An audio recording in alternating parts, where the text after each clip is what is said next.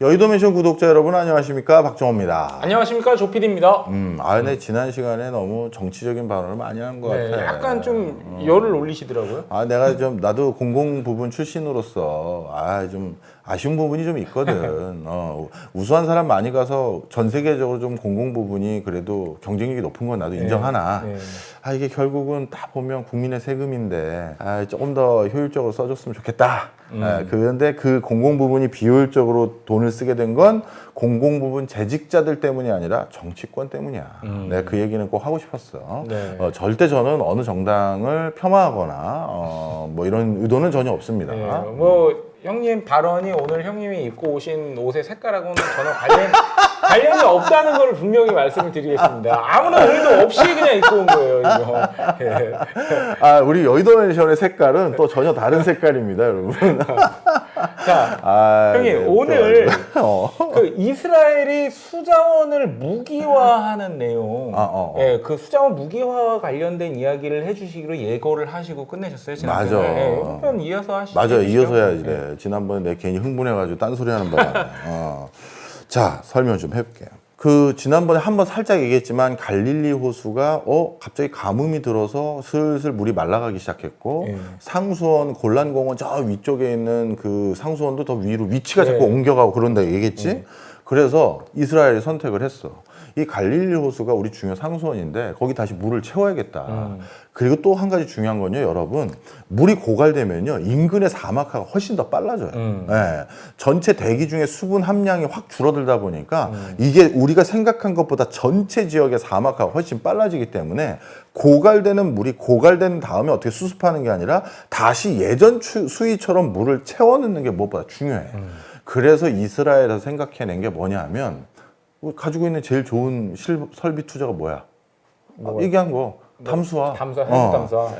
지중해에 있는 물을 담수 작용을 통해서 그 담수한 물로 다시 갈릴리 호수를 채우자는 거야. 참 놀라운 일이지. 호수를 해수를 담수해서 다시 채우자라는 그 사업을 2014년도부터 고민하기 시작해.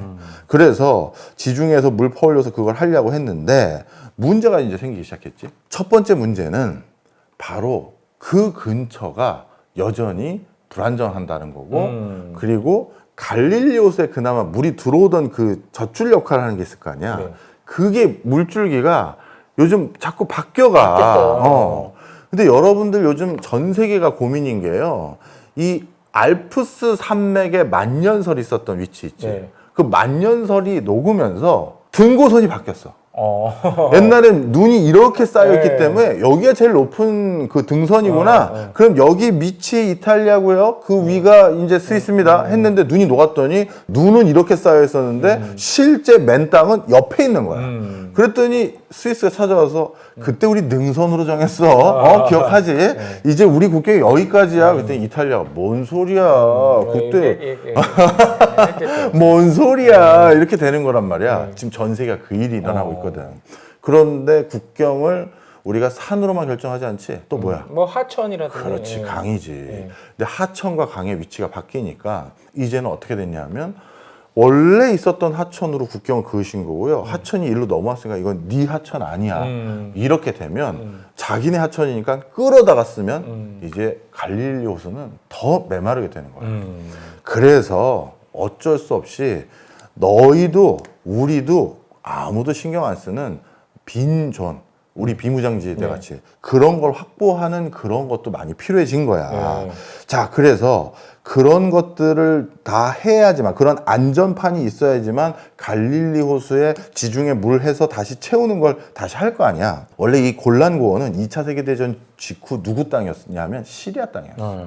그런데 1967년 6.1 전쟁이라고 불리우는 3차 중동 전쟁 때 이스라엘이 여기부터 점령했어. 왜? 물 중요성을 일찍이 알고 있었고. 그렇지. 근데 시리아도 가만히 있을 수가 없지. 여기 물이 있는 곳이거든. 그래서 73년 4차 중동 전쟁 때 시리아가 탱크만 1,400대를 투여해서 이걸 탈환에 나섰는데 이스라엘이 여기만큼은 절대 내줄 수 없다 해서 정말 결사항전을 했고 이게 6.1 전쟁 이후부터 이스라엘은 여기에 그냥 진지를 잔뜩 쳐놨거든. 그래서 시리아가 결국 실패해. 그리고 이스라엘이 이 고원의 나머지 지역까지 일부 다 차지해버려. 그래서 어떤 일이 생겼느냐. 결국 유엔이 나서 74년도에, 그러니까 73년도에 시리아가 탈환하는 거 실패하고 시리아가 국제사회에다 얘기를 한 거지. 이거 뭐냐. 저거 원래 우리 땅인 거 알지 않냐. 그리고 이스라엘이라는 국가 설립할 때 저 땅은 얘기 없었지 않냐. 그래서 유엔이 나서서 합의 봐라. 야, 니네 이런 식으로 또 싸우면 또 난리나. 그래서 저기를 국제적인 완충지대로 놓자. 이미 그렇게 약속이 돼 있었어. 완충지대로. 그리고 도저히 안 되겠으니 유엔 평화유지군이 거기 파견 가서 한 1000명 정도 근무하도록 하고 거기 치안이나, 왜냐하면 양쪽 다 군경이 안 온다면 그렇죠. 거기가 무법지대가 되면 안 되잖아. 그렇죠. 그래서 유엔 평화유지군 1000명을 주둔시켜서 거기를 살피겠다가 된 거야. 그래서 여기 우리 국군도 근무하고 있어. 그래요? 아, 우리도 유엔 평화유지군을 몇 명 보내잖아. 네. 그래서 거기 갔다가 일로 그 근무지가 여기에 된 거야. 그래서 이쪽 근처 가면 유엔군 옷을 입고 있는데 한국어를 해. 네. 그래서 저 여기가 근무지예요. 이렇게 된 경우가 있고, 또 이 갈릴리 호수 근처가 우리 또 독실한 신앙인들 많잖아. 성지순례 차원에서 간간히 가. 여기 되게 위험천만한 곳인데. 근데 그런 사람들이 꽤 적지 않거든. 사실 내가 일하고 있는 명지대도 미션 스쿨이란 말이야. 그래서 몇 년 이상 재직하면 예루살렘 구경을 시켜줘. 학교에서. 그게 다 있어. 물론 그 종교인들만 억지로 다 보내진 않지. 그런데 이 특정 교회에서는 간 김에 예루살렘의 통곡의 그 벽 이런 것만 보고 오는 게 아니라 좀 더 욕심 내는 거지. 진짜 구약에 있었던 이쪽 골란고원 근처까지 구경하는 거야. 성경에 나오는 지명들을 실제 답사하는 그렇지. 프로그램. 그래서 갈릴리 호수 근처에 한식당이 있어. 진짜로. 그렇구나. 지금도 있는지 모르겠어요. 왜냐하면 코로나 기간 동안 또 많이 못 갔으니까. 근데 코로나 전에는 한식당도 있을 정도야. 그러니까 얼마나 한국인들도 친숙한 장소인지 우리가 알 수 있는 거지. 그렇죠. 그런데 거기가 원래 유엔군만 있는 그 완충지대인데, 여기에 이스라엘이 또 이 골란 고원만큼은 절대 내줄 수가 없는 거야, 완충지대로. 그래서 룰을 깨고 유태인 정착촌 30곳을 건설해. 그 근처에다가. 분명 유엔이 여기 그 완충지대라고 했는데 모르겠고 30개 마을 만들어 해. 그리고 1981년도에 아예 유대인들이 대거 많이 사니까 병합을 스스로 선언해. 여긴 이스라엘 땅입니다. 물론 국제사회에서는 아직 인정 안 해줘. 인정 안 하고 있지만. 하지만 실효 점유하고 있는 건 유대인들이야. 전략적으로 했다는 느낌을 많이 받네요. 그렇지. 그러면 골란고원 그 지역에는 원래 아무도 안 살았습니까? 전쟁통이기 때문에. 그럼 유대인들이 그냥 살면 그냥 유대인 땅이 되는 거예요? 아니야. 원래 살던 사람들이 있어. 이 사람들은 시리아계 드루즈족이라는 사람들이야. 그래서 이게 몇 년 전 통계이긴 하나, 원래 골란고원 쪽에 이스라엘 정착민들이 한 2만 5천 명, 그 시리아계 드루즈족이라는 사람들이 2만 3천 명 정도 살고 있거든. 근데 이 시리아계 드루즈족이라는 사람들의 또 마인드가 아주 특이해. 본인들이 그냥 시리아 개라고 내가 얘기를 했잖아. 본인들이 시리아 국가 국민이라고 생각하는 그 아이덴티파이는 또 거의 없어. 그러니까 부족 사람이다 나는.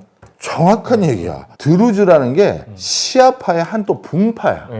내가 계속 얘기하지만 모든 종교는 상수원에서 발언해, 거의. 그렇죠. 그러니까 시아파도 그 시아파를 또 기반으로 해서 또 세부 종파가 생겼을 거 아니야. 그 중에 드루즈라는 종파도 또 어디서 생긴 거야? 골란고원에서 생긴 거야. 상수원 쪽이니까. 그래서 이 드루즈라는 시아파의 분파에 해당되는 이걸 믿는 아랍계 소수 민족이 거기 살고 있는데, 본인들은 그냥 드루즈를 믿는 드루즈 종파의 민족이라는 게 중요하지 국가라는 거 우리에게 중요하지 않아. 그러니까 굉장히 폐쇄성 있는 사람들이 골란고원 근처에 사는 거야.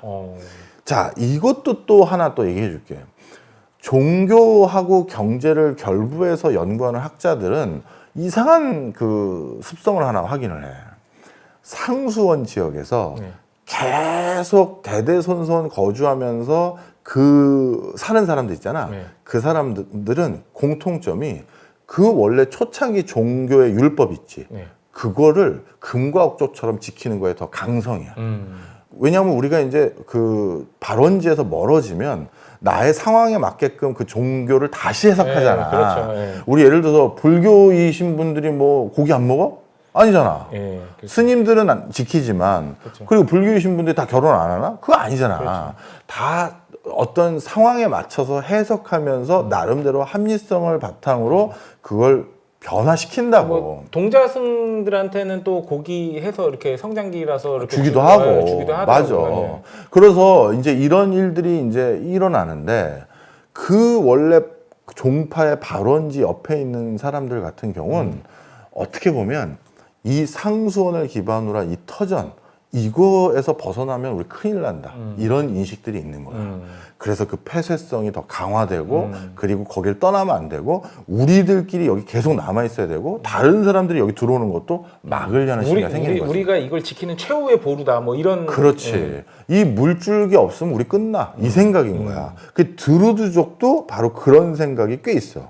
그래서 이 드루즈족은 오스만 제국 시절에 또 프랑스 식민지 시절 아래 이 지역을 외세가 점령하려고 했었을 때 극렬히 저항해. 극렬히 저항하고 또 그 사람들이 대신 이렇게 하자.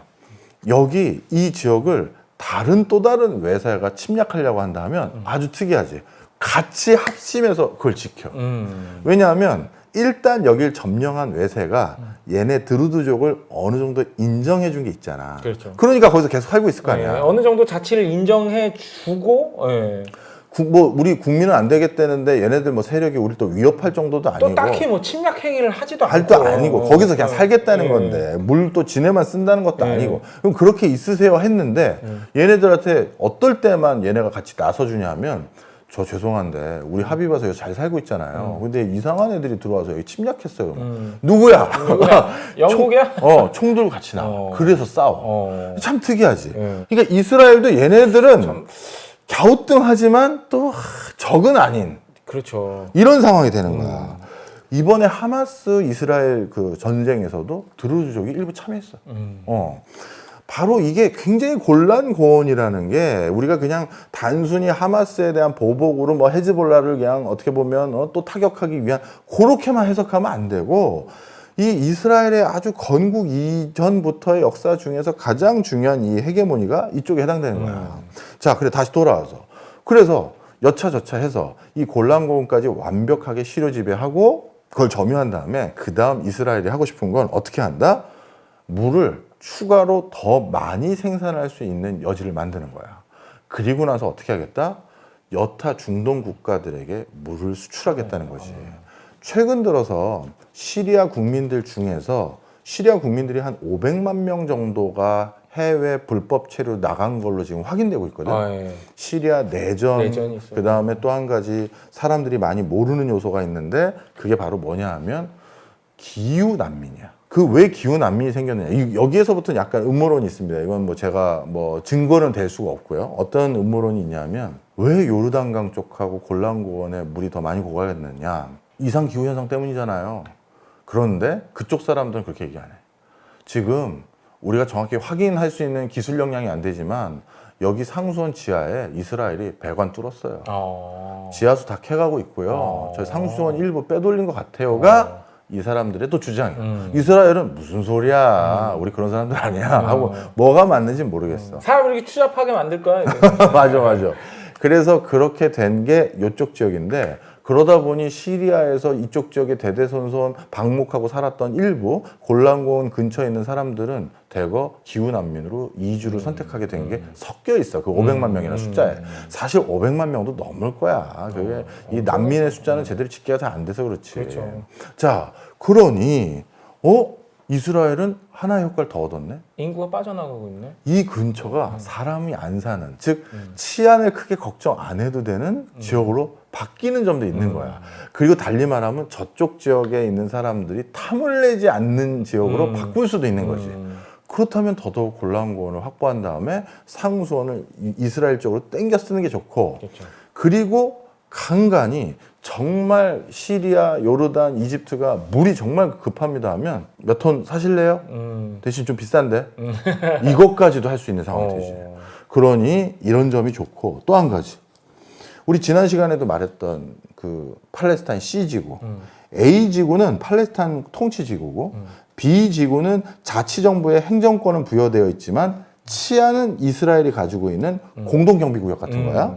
그 다음에 C구역은 이스라엘 통제구역이야. 그런데 이 서한 전체 면적 중에 A지구가 11%, B지구가 28%, C지구가 61%인데 이 C지구는 이스라엘 민정국이 관할을 하고 있어서 어떤 문제가 생겼냐면 이 C지구에서 갑자기 거기 팔레스타인 사람들도 살고 있거든. 서한지구니까. 예, 그렇죠. 근데 이 C지구에서 팔레스타인 사람들이 우리 농사지을 물하고 생활용수가 부족해서 야 우물 좀 파야겠다. 요르단강 옆에 흐르니 뚫으면 지할 수 있을 거 아니야. 그런데 그런 모든 우물을 파거나 물과 관련된 모든 인허가는 이스라엘 당국이 가지고 있어. 그래서 이스라엘 관할에 추가적인 허락 없이 아무것도 못해. 그래서 이 팔레스타인 서한 지구에 있는 그 일부 사람들이 자기네들 상황을 뭐라고 불렀냐면 우리 남아공의 분리 정책을 뭐라 불러? 아파르테이트? 이걸 워터 아파르테이트라고 해요. 슬슬 정리를 해서 한번 얘기를 해보면 이 C 지구에 팔레스타인 사람들이 물을 쓰겠다는 용처는 허락이 안 가. 그런데 C 지구에 이스라엘 정착촌에서 물을 쓰는 건 허용을 해줬어. 그래서 C 지구에서 이스라엘 정착촌은 수영장이 있고 팔레스타인 정착촌은 물 1리터로도 부족해서 사다가 먹어야 돼. 그런데 이 C 지구에 물이 없다는 건 이제 어떻게 되냐면 공장을 차리려면 뭐가 제일 많이 필요하다? 물. 그리고 농사를 지으려면 물. 그리고 사람들을 애를 더 많이 낳고 애를 키우려면 물. 결국 못 사는 지역으로 만들어 버리라는 거야. 그래서 아이들도 많이 낳으려고 해봤자 물도 없지, 공장도 가동 못하지, 아무것도 못하는데 그런데 이 사람들이 할 수 있는 유일한 일자리는 그 옆에 있는 이스라엘 정착촌에 뭐라고 해야 돼? 정원사라든가 수영장 청소라든가 아니면 파출부라든가 이런 거를 할 수가 있거든. 근데 거길 가서 보면서 이건 이스라엘이 실패한 정책이라고 생각이 드는데 숙이고 들어오길 바랬던 것 같아. 야, 니네도 그렇죠. 우리에게 협조만 하면 물 줄 수 있어. 이걸 하고 싶었던 것 같은데 실질적으로는 반발만 엄청 사지. 그렇죠. 대부분의 팔레스타인 서한지구의 청년들이 무직인데 이스라엘에 옆에 있는 동네 갔더니 물을 펑펑 쓰고 있고 자기들에 비해서는. 그래서 지난 시간에 내가 물어봤잖아. 이스라엘에선 뭐 찜질방이나 목욕탕이나 그리고 수영장 상상도 못 하겠네요가 아니라 전시효과 차원에서 일부러 이스라엘 예루살렘이나 텔 아비브 같은 데는 수영장 그렇게 많지 않은데 서한 지구에는 좀 만들어 놓는 거야. 그게 어떻게 보면 심리전인가? 심리전인 거야. 협조하면 준다. 협조하면 준다. 이런 것들이지. 그래서 이런 것들이 문제가 되고 있고 1995년에 합동물위원회라는 걸 만들었어. 왜냐하면 팔레스타인도 이 지역이 어떤 곳인지 알잖아. 그래서 우리 뭐 옵저버 국가로 허용해 주는 거 좋은데 그렇게 표면상으로만 국가로 하지 말고 제일 중요한 물 어떻게 쓸지 협의하자. 합동위원회를 만들었거든. 그때 합의를 해놨어. 합의를 해놨는데 어떻게 됐느냐? 임시로 만들어진 이 위원회에서 물을 어떻게 쓸지 합의를 여기서 하자라고 이 위원회를 만드는 건 합의를 했는데 이 순간, 오늘 방송 찍는 이 순간도 아직 이 위원회가 임무를 못 끝낸 거야. 왜? 물을 어떻게 사용할지에 대해 최종 합의가 안 된 거야. 의지가 없는 것 같은데 이스라엘이. 근데 그 이유가 여러 가지가 있어. 네. 팔레스타인은 지난 시간 얘기한 것처럼 한때 합계 출산율이 9명까지 갔잖아. 그렇죠. 그리고 이스라엘은 합계 출산율이 2.3명 수준이고 본토 사람들은. 그렇죠. 그러다 보니까 우리 애가 더 많이 났어요. 물 예전에 승인하고 합의 본 거에 비해서 우리가 물을 더 써야겠습니다가 얘기가 나올 거 아니야. 그렇죠.